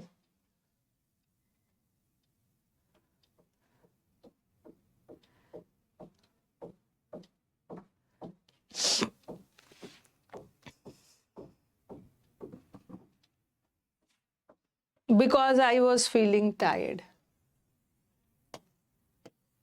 बिकॉज। नेक्स्ट, लिखने की जरूरत नहीं है, आप कर भी लोग।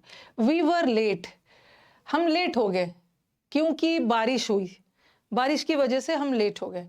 तो कारण बता रहा है, और कारण बताने के लिए तो तीनों यूज होता है, बट ये सब्जेक्ट है और ये वर्ब है, और यहाँ पे हमें कंजंक्शन चाहिए ना, बट ये तो प्रेपोजिशन है, ये भी प्रेपोजिशन है, हमें तो कंजंक्शन चाहिए।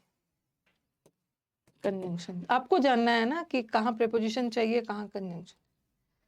दूसरा, the match was cancelled, match cancel हो गया।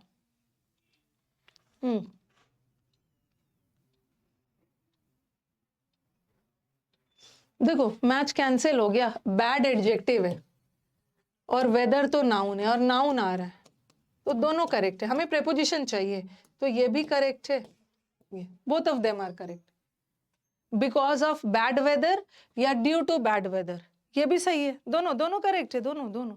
ओइंग टू भी होता है ना, owing to bad weather, preposition है, प्रेपोजिशन के बाद तो नाउन चाहिए। ओइंग टू बैड वेदर या ड्यू टू बैड वेदर या बिकॉज ऑफ बैड वेदर, खराब मौसम क्या होगा, तीनों सही है।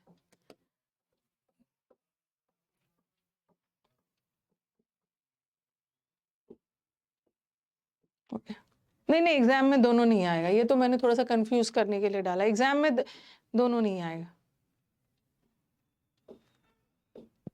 दोनों करेक्ट। नेक्स्ट आओ। हाँ, अब हाँ, अब मैंने आपको क्या बताया, अभी तक हमने क्या किया? अभी तक हमने किया वो कंजंक्शन जो कॉन्ट्रास्ट बताता है। कॉन्ट्रास्ट मतलब विरोधाभास में, ठीक है, विरोधाभास वाले सेंटेंस में यूज होता है। फिर हमने वो सारा कंजंक्शन किया जो कारण बताता है, रीजन बताने वाला, ठीक है। और उसी में हमने कंजंक्शन के साथ साथ थोड़ा थोड़ा प्रेपोजिशन भी कर लिया कि दो और ऑल्दो वाला भी तो कॉन्ट्रास्ट बताता है, इंस्पाइट और डिस्पाइट भी तो कॉन्ट्रास्ट बताता है, भाई एक प्रेपोजिशन है और एक कंजंक्शन है, इवन दो वाला किया। फिर ये भी हमने कर लिया, रीजन बताने के लिए ड्यू टू भी तो आता है, रीजन बताने के लिए ओइंग टू भी आता है, रीजन बताने के लिए बिकॉज ऑफ भी आता है, बट ये सारे प्रेपोजिशन है, और अकेला बिकॉज, एज, सिंस, फॉर, ये सब कंजंक्शन है। ठीक है, ये कंजंक्शन है। ओके, अब हम क्या करेंगे, अभी तो कंडीशन वाला में तो मैं बहुत ज़्यादा आपको बताऊंगी, कंडीशन वाला नेक्स्ट क्लास स्टार्ट करेंगे। अब आ जाओ वो कंजंक्शन जो पर्पस बताता है। पर्पस का मतलब होता है उद्देश्य, किस उद्देश्य से काम करने गए हम। ओके, पर्पस बताता है। तो पर्पस बताने वाले कंजंक्शन में अब ध्यान से पहले ये देखो, इट डिनोट्स, जिसका रिजल्ट के लिए भी यूज करते हैं या कंक्लूजन के लिए भी लिख लो। पहले आप इसको लिखो तब समझ में आएगा। एक होता है ना सो दैट, मैं डॉक्टर के पास गई सो दैट, ताकि मैं अपना मेडिकल चेकअप करवाऊं। मैं डॉक्टर के पास मेडिकल चेकअप के उद्देश्य से गई। तो सो दैट और इन ऑर्डर दैट, ये दोनों कंजंक्शन है, ठीक है, जो पर्पस बताता है। और इन ऑर्डर दैट भी उद्देश्य बताता है, बट इन ऑर्डर टू ये भी उद्देश्य बताता है, लेकिन ये सब प्रेपोजिशन है। So in order that, so as to का मतलब है ताकि मैं मेडिकल चेकअप करूं। ये सारे प्रेपोजिशन। और यहाँ भी देखो ना, टू लगा है, यहाँ पे टू लगा है। टू वाले वर्ड प्रेपोजिशन ही होंगे, और यहाँ डैट वाले वर्ड कंजंक्शन होता है। और अकेला सो ना रिजल्ट या कंक्लूजन बताता है। सो दैट प्रेपोजिशन बताता है, सॉरी, सो दैट आपका उद्देश्य बताता है। और अकेला सो का मतलब होता है इसलिए। जब हमें किसी कंक्लूजन पे पहुंचना है, किसी रिजल्ट पे पहुंचना है, तो हम इसलिए का यूज करते हैं।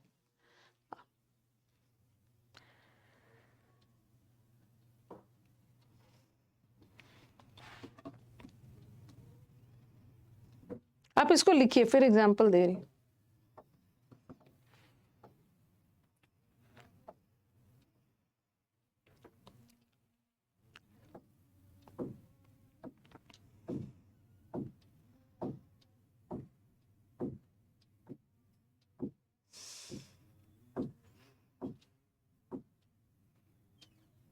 सो दैट का मतलब होता है ताकि।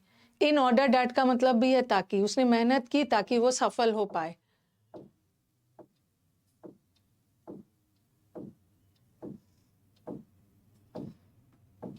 एग्जाम में ऐसा एरर्स आता है, जहां पे सो की जरूरत है वो सो दैट लगा देते हैं, और जहां सो दैट की जरूरत है वहां पे सो लगा देंगे। सो दैट का मतलब होता है ताकि, और ये जो सो दैट है ना, ये आपका पर्पस बताता है, ताकि वो एग्जाम में पास हो सके। और सो का मतलब इसलिए किसी निष्कर्ष रिजल्ट पे पहुंचना। चलो अब मुझे बताओ कि ये वाला ही वर्कड हार्ड, ऊपर वाला सेंटेंस याद रखना मैम, कि अब बोलोगे कि मैम इन ऑर्डर टू, ये देखो, अब बोलोगे इन ऑर्डर टू भी तो उद्देश्य ही बताता है। In order to get good marks, अच्छे मार्क्स हासिल करने के उद्देश्य से उसने कड़ी मेहनत की। और इन ऑर्डर दैट, ये आपको बुक्स में ये सब एक्सप्लेनेशन नहीं मिलने वाला है। और ना बहुत सारे बुक्स मार्केट में हैं, जिसको आप, बहुत अच्छे अच्छे बुक्स मार्केट में हैं, बट आप एरर पूछने का तरीका कुछ अलग हो गया। ओके, अब बहुत कॉन्सेप्चुअल टेक्निकल वाला एरर्स पूछ रहे हैं, घिसा पिटा रूल्स वाला नहीं पूछ रहे हैं। पहले कंजंक्शन से भर भर के ऐसे वाला एरर आता था, इधर के साथ नॉर लगा, अभी भी आता है बट उतना नहीं, इधर के साथ नॉर लगा देंगे। हर बच्चे को पता है कि इधर के साथ और लगेगा। अब एग्जाम में क्या करते हैं ना, कि कंजंक्शन ही गलत लगा देते हैं, कि इस सेंटेंस के कॉन्टेक्स्ट के अनुसार पर्पस बता रहा है ना, तो सो नहीं आना चाहिए, बट वहां पे सो लगा देते हैं। आपको सो हटा के सो दैट लगाना है। इन ऑर्डर टू भी उद्देश्य बताता है, और इन ऑर्डर दैट भी उद्देश्य बताता है, but in order to is a preposition, और in order that is a conjunction. उसी तरह सो एज टू भी, ताकि ये भी पर्पस बता रहा है, ये प्रेपोजिशन है। ही वर्कड हार्ड, यहाँ पे क्या ये सही है, ही वर्कड हार्ड इसलिए वो सक्सीड हुआ। अच्छा, एग्जाम में अगर दोनों रहता सो दैट, तो किसको टिक करते आप? उसने कड़ी मेहनत की ताकि वो सफल हुआ, ताकि वो सफल हुआ नहीं है, उसने कड़ी मेहनत की ताकि वो सफल हो सके, अभी हुआ नहीं है, तो इसलिए सो दैट नहीं लगेगा, सो लगेगा। सो सही था, उसने कड़ी मेहनत की, जिसका रिजल्ट क्या हुआ, जिसका रिजल्ट हुआ कि वो सफल हो गया, तो सो करेक्ट है।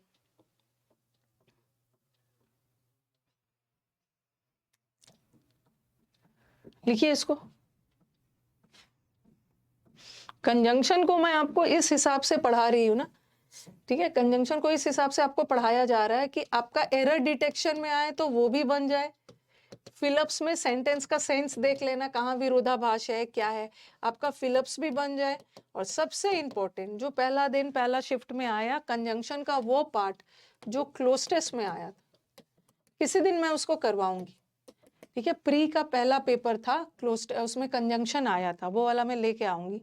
और कॉन्ट्रा वहां पे बच्चे थोड़ा कंफ्यूज हो रहे थे,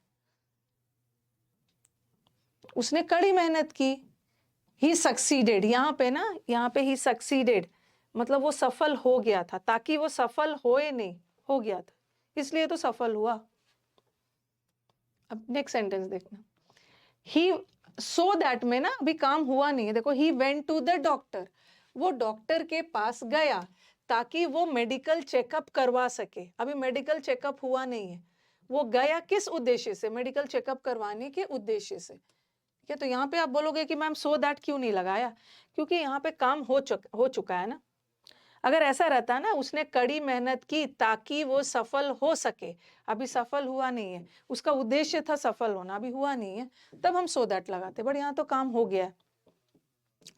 सेंटेंस देखना यहाँ, he went to the doctor, वो डॉक्टर के पास गया ताकि वो मेडिकल चेकअप करवा सके, ठीक है, ताकि वो मेडिकल चेकअप करवा सके। तो ये इन ऑर्डर टू प्रेपोजिशन है और सो दैट कंजंक्शन है। क्या चाहिए बताओ,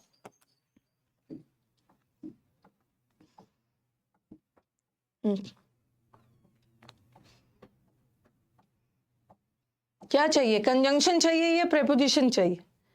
He went to the doctor so that have medical checkup या in order to have medical checkup।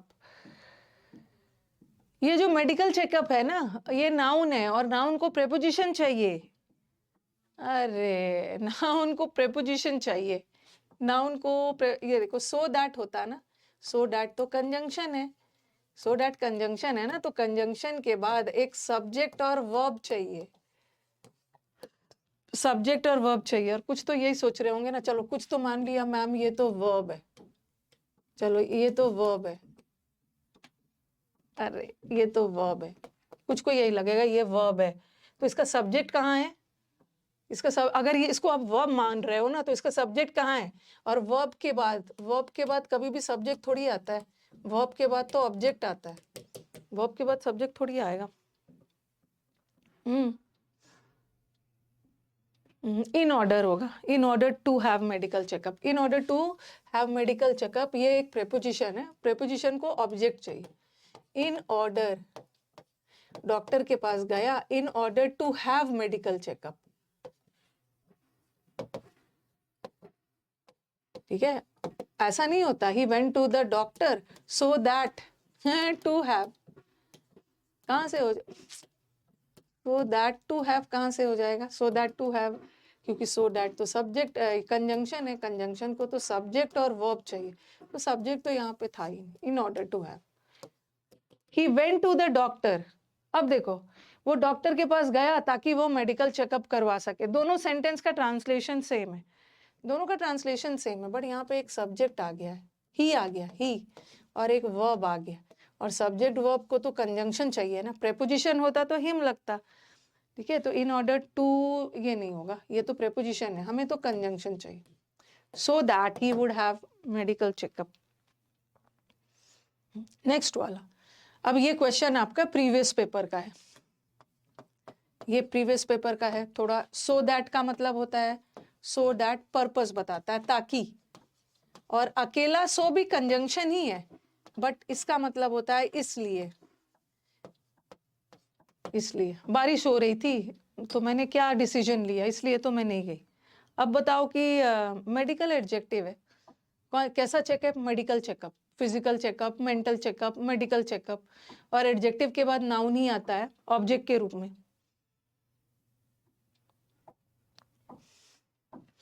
Mental checkup, physical checkup, medical checkup,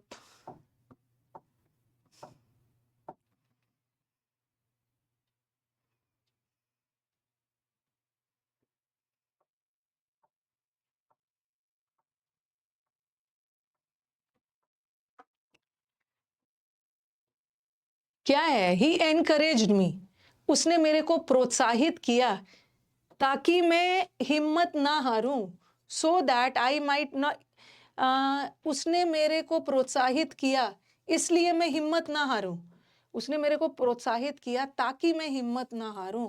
मेरे को उस उद्देश्य से, किस पर्पस से उसने मुझे प्रोत्साहित किया, ताकि मैं दुखी ना हो जाऊं। तो सो नहीं होना चाहिए, यहाँ पे हमें कंजंक्शन चाहिए। ये देखो, ये सब्जेक्ट है, ये प्रीवियस ईयर है, और ये वर्ब है, और सब्जेक्ट वर्ब को कंजंक्शन चाहिए, और सो भी कंजंक्शन है, और सो दैट भी कंजंक्शन है। ऐसे ही वाला एग्जाम में एरर आ रहा है, लेकिन सो दैट तो किसी नतीजे पे, रिजल्ट पे पहुंचते हैं ना, बट यहाँ पे किस उद्देश्य से आपको एनकरेज किया, सो दैट आना चाहिए, सो दैट आएगा, सो that I don't lose heart. Loose heart का मतलब है दुखी ना हो। ओके, मतलब एरर बी पार्ट में है, यहाँ पे गलत कंजंक्शन लग गया। अभी मैं आपको बहुत सारा क्वेश्चंस लाऊंगी, बहुत सारा क्वेश्चंस लाऊंगी जो रीसेंट एग्जाम में आया है, जहां कंजंक्शन तो लगाना, वहां लगाना है कंजंक्शन, दोनों कंजंक्शन, और यहाँ कंजंक्शन लगेगा भी, बट गलत कंजंक्शन लगे, गलत कंजंक्शन लगा दिया था।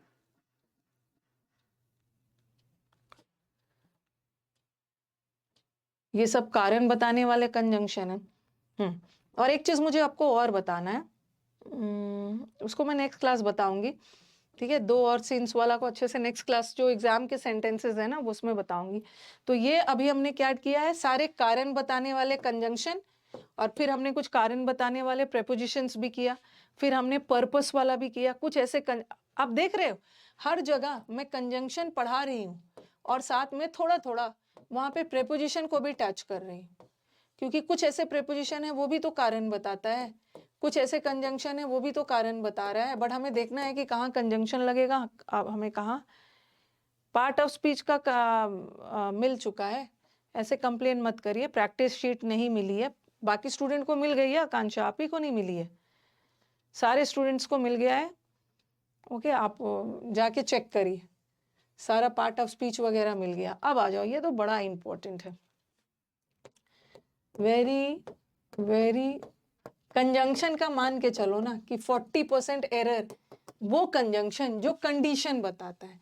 कंडीशन का मतलब वो मत समझना कि उसकी स्थिति बता रहा है, मतलब कंडीशन का मतलब होता है शर्त रखी जा रही है।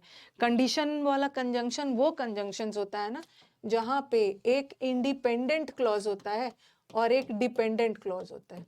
अगर अगर वो आता है तो मैं जाऊंगा, तो वो सारे कंजंक्शन जो कंडीशन बताता है इसको हम लोग डील करेंगे। और कंजंक्शन बताने वाले कंजंक्शन में एक डिपेंडेंट क्लॉज रहेगा और एक इंडिपेंडेंट रहेगा। बताती हूँ आपको, पहले तो कंडीशन का मतलब बता देती हूँ।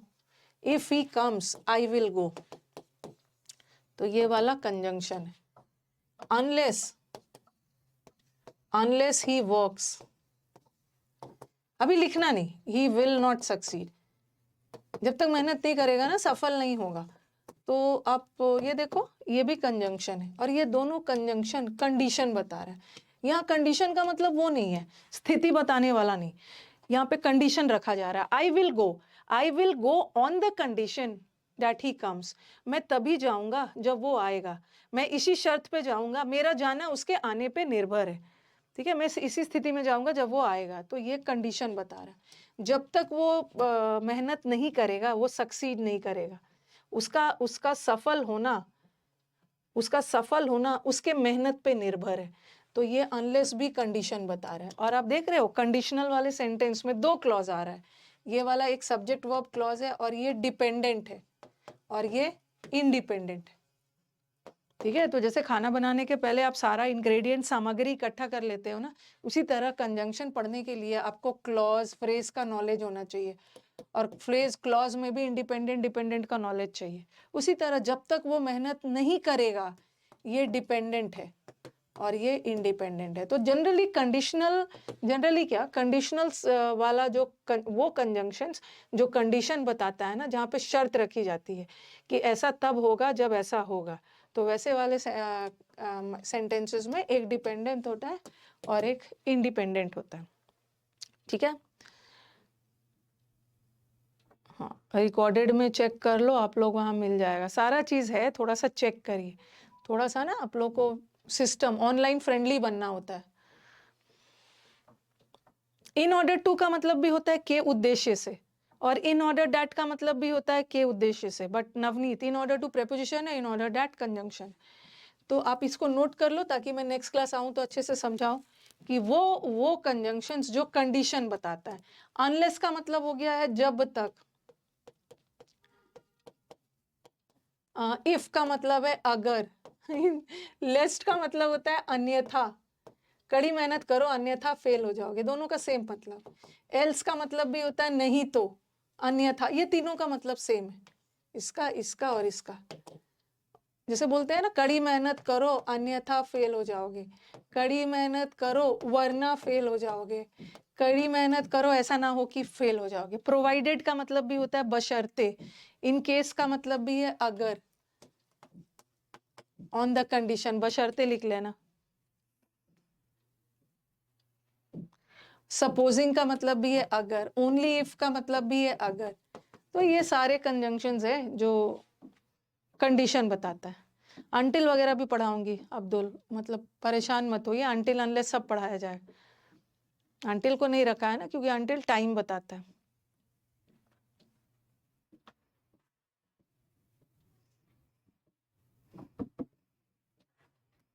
अभी तो कंजंक्शन में आप देखना, अब कंजंक्शन में बहुत, आज तो सेकेंड क्लास ही है ना। नहीं, वेदर कंडीशन नहीं बताता, वेदर हम डाउट के लिए यूज करते हैं। कुछ ऐसे कंजंक्शन है ना, वहां पे हम लोग अभी बहुत सारा चीज पढ़ना है। अकेला, इसको ना, इसलिए आज मैं स्टार्ट नहीं कर रही हूँ ना कि मैं पढ़ाना शुरू करूंगी तो मुझे 45 मिनट्स लगेगा। अकेला, अनलेस, अनटिल, इफ, वेदर, आप खुद देखना जब भी मैं इसको पढ़ाना शुरू करूंगी तो लास्ट आते आते तक ये सब कैसे कैसे जुड़ जुड़ को, मतलब आपको याद रखना, अकेला 45 मिनट्स लग जाएगा। तो परसों की क्लास बहुत इंपॉर्टेंट होने वाली है क्योंकि कंडीशन से बहुत ज्यादा एरर्स आते हैं। ओके, ये सब मैं नहीं बोल बोल के पढ़ाऊंगी कि कंजंक्शन के बाद क्या पढ़ाऊंगी, उसके बाद क्या पढ़ाऊंगी, सरप्राइज है।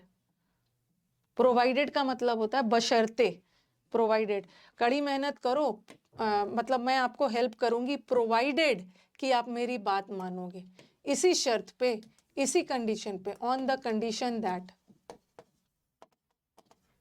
तो अकेला मेरे को ये सब पढ़ाने में ही 45 मिनट लग जाएगा। हाँ, कल कल छुट्टी है ना, कल दिल्ली, कल इंस्टीट्यूट बंद रहेगा, कल दिल्ली में इलेक्शंस है। अब थोड़ा सा मेरी बात को ध्यान से सुनो, इसको तो मैं कल पढ़ाना शुरू करूंगी। टुमारो इज अ हॉलीडे, कल तो पूरा इंस्टीट्यूट ही बंद रहेगा। कल दिल्ली इलेक्शंस है, 5 फरवरी है, टुमारो इज अ हॉलीडे। अब हम लोग, वेंसडे है ना, अब हम लोग कब मिलेंगे, थर्सडे को। अब मेरी बात को अभी जाना नहीं, बात को सुन लेना। थर्सडे को मैं कंजंक्शन आपको करूंगी, और 1 बजे के बैच में ना, 1 बजे के बैच में मैंने सोचा कि अब मैं टॉपिक वाइज के लिए वेट नहीं करूंगी। आज 1 बजे के बैच में, 1 बजे का जो बैच चलता है उसमें मैं मंडे को, वेंसडे को और फ्राइडे को क्या करवाती हूँ, वो कैब में समुद्र मंथन का बैच करवाती हूँ, जो कल मैंने करवाया, अभी टेस्ट लिया है। तो इसमें तो न्यू स्टूडेंट को आना ही आना है, आना ही आना है। और ट्यूसडे को और थर्सडे को मैं प्रैक्टिस करवाती हूँ, जिसमें क्लोज टेस्ट, पिछले क्लास में क्लोज टेस्ट करवाया था, PQRS करवाया था और पैसेज करवाया। ठीक है, इसमें भी नए स्टूडेंट्स को आना है, लेकिन जिसको नहीं मन है नहीं भी आ सकते हैं, क्योंकि क्लोज टेस्ट, PQRS थोड़ा सा जब ग्रामर और वोकैब का सिलेबस आगे बढ़ जाता है ना, तभी अटेंड किया जाता है। तो कुछ बच्चे अगर चाहें तो प्रैक्टिस बैच में, ग्रामर की बैच में तो आप हर दिन मंडे से लेकर फ्राइडे आओगे सुबह 9:30 बजे वाले बैच में, लेकिन दोपहर वाले बैच में आप चाहो तो मंडे, वेंसडे, फ्राइडे आ सकते हो वोकैब पढ़ने, क्योंकि ग्रामर और वोकैब थोड़ा 30-40% हो जाएगा ना, तभी आपका क्लोज टेस्ट PQRS बनेगा। लेकिन कुछ बच्चे होते हैं, ओके, कुछ बच्चे ऐसे होते हैं ना कि नहीं मैम हम आएंगे, आएंगे तो कुछ ना कुछ सीखेंगे ही, तो आ भी सकते हो। आज मैं इसमें क्या करने वाली हूँ कि क्लोज टेस्ट करवाऊंगी, प्रैक्टिस है, मैं वर्ब भी करवाऊंगी, तो आप टेंशन मत लेना। आप चाहो तो आज 1 बजे के बैच में आके क्लोज टेस्ट PQRS करके क्लास को क्विट कर सकते हो। लास्ट में मैं वर्ब करवाऊंगी। बच्चों का डिमांड था कि मैम इसमें एरर्स करवाने के पहले पहले टॉपिक बस करवा दीजिए, तो आपने तो वर्ब नहीं पढ़ा है, नहीं भी आ सकते। ओके, CDS का एग्जाम कब है? एक बार यूट्यूब पे सचिन कंप्लीट कर लिया है ना, तब तो आप आ जाओ, तब तो आना है। तब तो आना है, ठीक है। कल की छुट्टी है, यूट्यूब से सचिन आपने कर लिया है ना, तो अभी तो मैं जहां पढ़ा रही हूँ आपको आना ही है। अगर आपका सिलेबस कंप्लीट हो चुका है तो आपको सब जगह आना है। 13 अप्रैल को है, तो 13 अप्रैल को है। अभी तो क्या है, अभी जनवरी से लेकर 5 फरवरी, फरवरी से लेकर ये, हाँ निकल जाए। सीडीएस, जो बच्चे सीडीएस का एग्जाम दे रहे हैं ना, काइंडली क्लोज टेस्ट, ठीक है, पीक्यूआरएस और पैसेज के बैच में आइए, क्योंकि सीडीएस में अकेला 40 मार्क्स का सेंटेंस अरेंजमेंट आता है। और आपको मेरे से आगे भी जाना है ना, मोस्टली हो जाएगा सिलेबस, मेरे से आगे भी जाना है, तो इस बैच में मैंने रिकॉर्डेड बैच भी दिया है। रिकॉर्डेड बैच में भर भर के क्लोज टेस्ट पीक्यूआरएस है, जहाँ पे मैंने सीडीएस का हाई लेवल पीक्यूआरएस करवाया है। तो वो सब भी देखते रहना। लाइव क्लासेस के लिए तो आपको मेरा वेट करना पड़ेगा, बट आपको रिकॉर्डेड क्लास भी तो इस बैच में मिला है, 300 प्लस रिकॉर्डेड मिला है, मेंस का भी मिला है, तो उसमें मैंने भर भर के करवाया। तो सीडीएस में सिलेक्शन के लिए ये करना है।